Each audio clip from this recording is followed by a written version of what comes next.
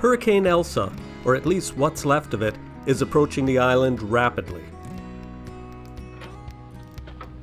Well, it's all hands on deck to get the building that we're currently working on braced and secure before the high winds arrive. More about this building in an upcoming episode.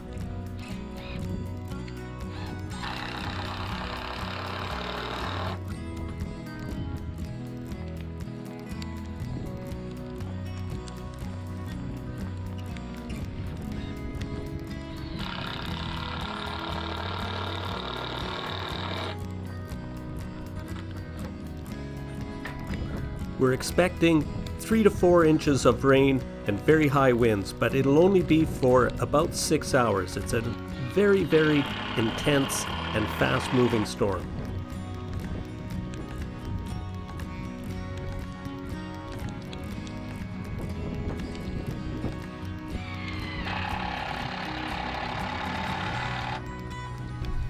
Now, a few days before the storm's arrival, we heard some baby bird noises coming from the nest.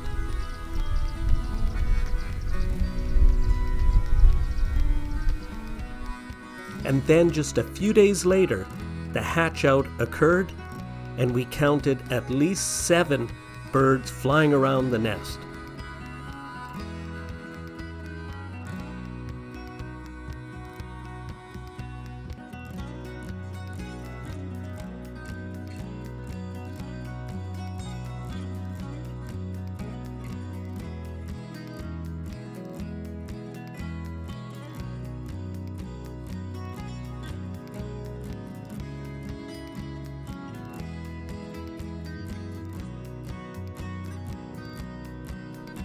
So what we're seeing here is one of the parents is blocking the entrance to the nest box. And the reason is because there's more peeping noises coming from the nest box, and the parents don't want these young birds coming in and upsetting the eggs, or at least that's our understanding.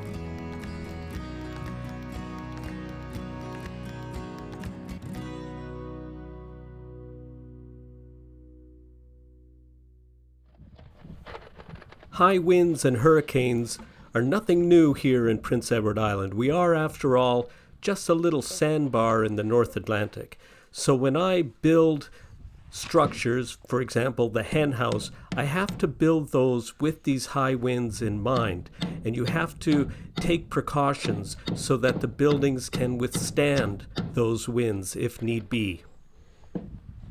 Well, the next step in securing the henhouse against the high winds is to secure the house itself. So in this case, I'm nailing this high wind tie to the floor joists and then to the beam that supports those floor joists.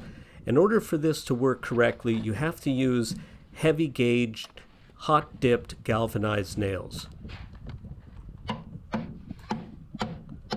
So even though you may not think it's necessary, these ties only work if you fill all the holes with those heavy nails.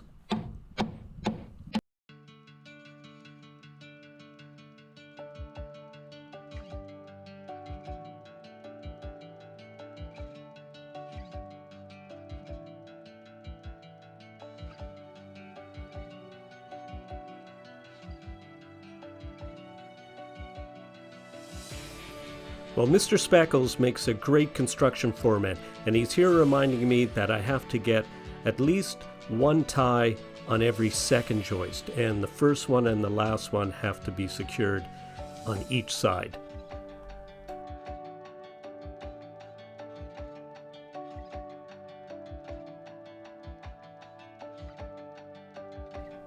Well, the next step is to secure the beam to an anchor point that we had previously put in the ground. So that was a big old cinder block, and we had wrapped some 3/16 stainless steel aircraft cable around it, and then wrapped that around the beam and tightened it up and secured that with some cable clamps.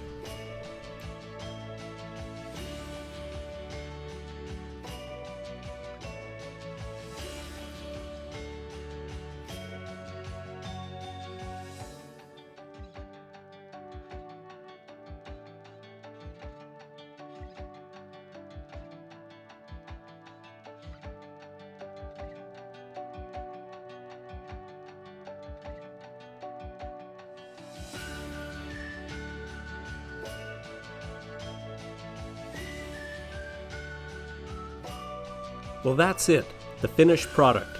And of course, the hens, they're going to come and inspect this. Now, it turns out that the hens and the rooster, of course, really enjoy staying under this house because it's shaded, it keeps them nice and cool on those hot days, but probably more importantly, they feel very well protected down there against any aerial predation because we have a fair number of hawks, ravens, and eagles flying overhead.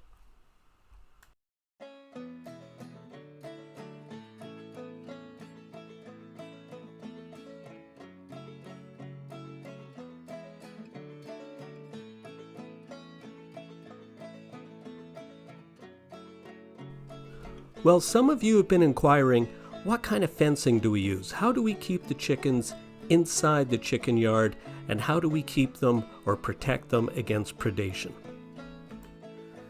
Well, hello, Rovers. The chickens have been here just under 24 hours. They're still in the hen house, so we're now getting the fence up. Now, this fence isn't to keep predators out, it's to keep the chickens in, so it doesn't really have to be very substantial. It's just a barrier. So we have the 4 corner posts, and then we have some steel T-posts that I'm attaching it to, and then we're just pulling it tight. And I'm just using these little cable ties. Let's see. Oh, dropped one. These little cable ties here, and that's all we need to hold the fence up because we're going to take the fence down in winter. We found in previous winters that this fence just gets clobbered by the snow, the weight of the snow, and it just destroys it pretty fast. So they don't need it in wintertime. They'll mostly be inside the house. So anyway, the T-posts need to be pounded in place.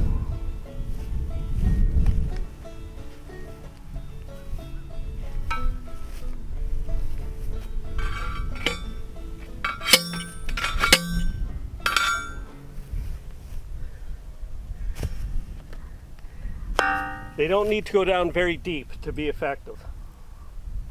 Just want to make sure the bottom of your fence is nice and tight against the ground. And clip it on with these little cable ties.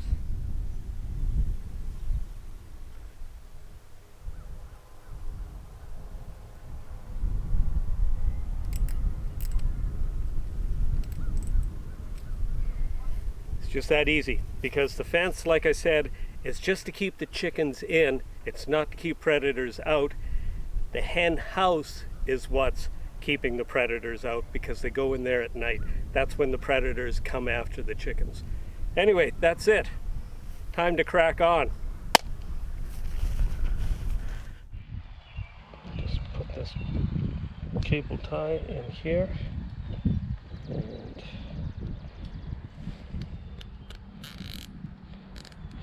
that'll support the fence just fine, and then in winter we snip those off and coil the fence up again. Let's do another one. Alright, so get the cable tie.